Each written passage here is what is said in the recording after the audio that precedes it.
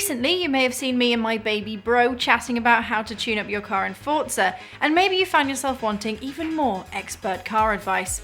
Luckily for you, we've got a part 2, which focuses on the nitty-gritty things like tyre pressure and gear lengths. Enjoy!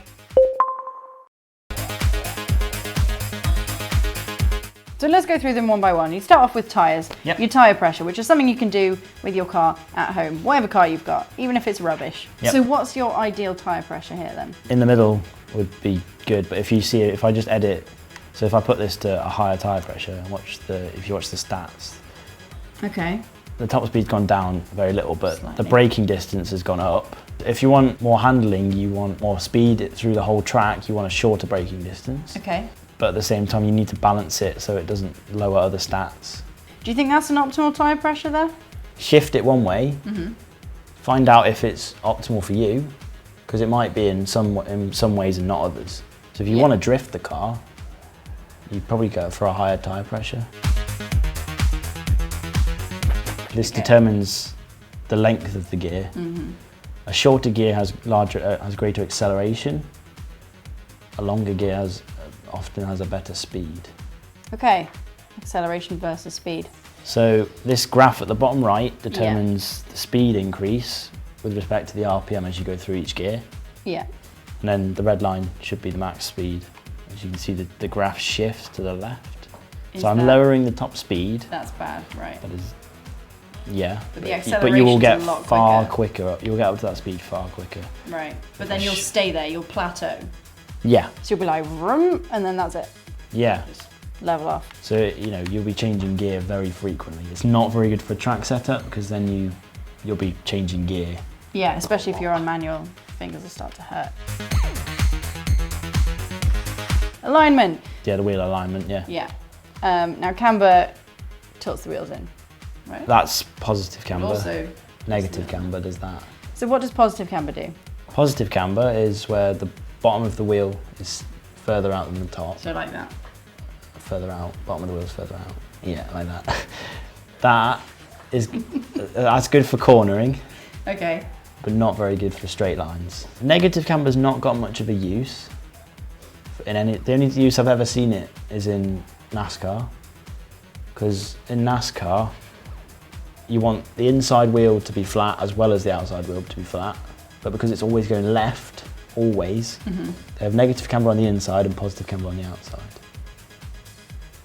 Yeah. Turbo gives you straight line stability and turn response.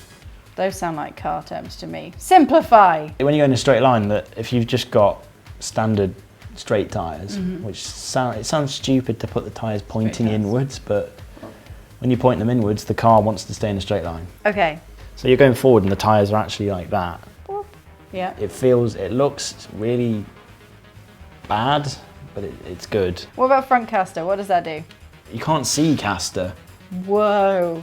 but caster allows you to run less camber. This is so confusing. Okay, let's move on to anti-roll bars. Yeah. Because I know what those are. Really simple things. Right, The so bar that when you're twists. rubbish at driving and you go, wait, and it goes, oh, hang on a second.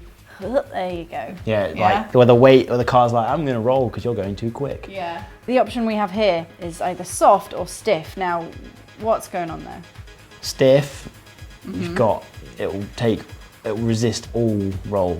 Like it will want to resist a lot of roll. It means like the anti-roll bar is really thick. Why would you want soft? I want it more on road cars really, just for comfort. But these aren't comfortable cars. This isn't like taking your grandma to the bingo. Springs! Okay. Same principle actually. So this is basically when people put like really cool like music on and then they drive through the neighborhood and their car's really bouncy and everyone goes, that guy is super cool. That's what this bit's for, right? No? No. Car, humour me. Fine, okay. Yeah. What does this do? This is the same sort of principle as the anti-roll bar actually. It resists roll, but it also does something called bump, which is roll is where the whole car rolls. Bump is where you hit a bump and your one wheel just bounces. What are you going to do to the springs? Stiffen them. stiffen them. Yeah? Can we stiffen them or do we not have springs? Well, you can still, every car's got springs, but yeah. It might reduce the braking distance because it won't dive. When you brake at high speed to look really quickly. Oh, and then your front of the car wheel goes the front of the car like a bike pitches down. Now ride height, that's to do with the airflow, right? No. No! You'll get one eventually. You can see it at the top. One errs towards speed, the other towards corner. I like this sort of simplified that for people. Yeah. I mean, most of them do it, so you got soft steer, normal, if you don't know what they are, but yeah. That's really simple. It's just, you just adjust the angle of your rear wings and front wings to adjust. We don't have any of those, so. Brake balance, front to rear, is simply how much braking force is applied to the front or the rear. In racing, you want your fronts to lock up before your rears, because if the rears lock up, the car tends to do some spins for you. Cool donuts, you mean? Okay, differential, our last one. For high-powered cars, to try and stop the wheels spinning, you need to adjust the diff so that it distributes the power. So what do you want to set that to, ideally? Pretty good where it is, to be honest. It works for me. Now, proper race cars, the kind you see in F1 and all that kind of thing, they have open wheels, they have huge tyres, and they're shaped weird. What's all that about? It's all about the performance. The body shape that you say is weird. It's weird. Don't like it. Aerodynamics, simple. Reduce drag, increase downforce. Then you've got all these things that reduce weight. There's no roll because the car's low to the ground. All these things make up an extremely high performance car. Does the colour make any difference? Colour does actually make a difference. And in Formula 1, they had an issue where the McLaren Honda, they actually changed the paint on it simply because the paint that they were using was too heavy. The paint was too heavy? Yeah. Just by changing the paint, they saved 3 kilograms.